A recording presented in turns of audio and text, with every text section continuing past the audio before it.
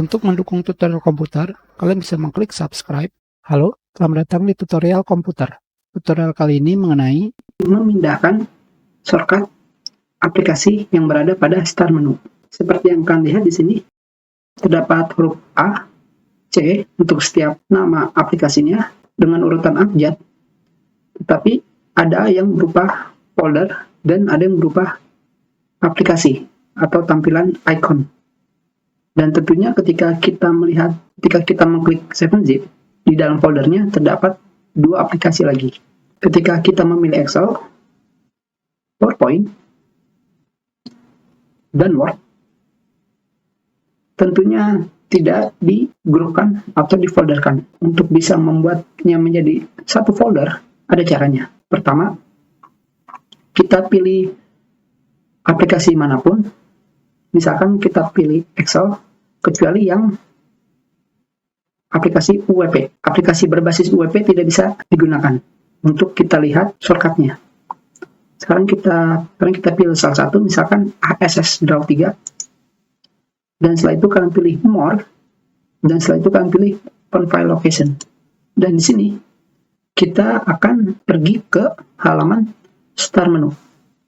Kalian bisa melihat pada direktorinya yang berada pada directory Windows. Dan di sini adalah folder tempat di mana kita bisa memanajemen dari shortcut berupa icon menjadi satu folder. Sekarang kita bikin new folder. Tentunya di sini ketika ada bacaan destination folder access denied, kalian pilih continue. Dan di sini kita kasih nama untuk Office kita, Office 2019. Dan sudah kita kasih nama. Sekarang kita pilih Excel, PowerPoint, dan Word. Setelah itu tinggal kalian drag ke folder Office 2019. Dan tentunya di sini ada destination folder access denied. Kalian pilih do this for all current items. Setelah itu kalian pilih continue. Dan kita lihat di sini di dalam folder Office 2019 terdapat shortcut Excel, PowerPoint, dan Word. Sekarang kita pergi ke Start Menu.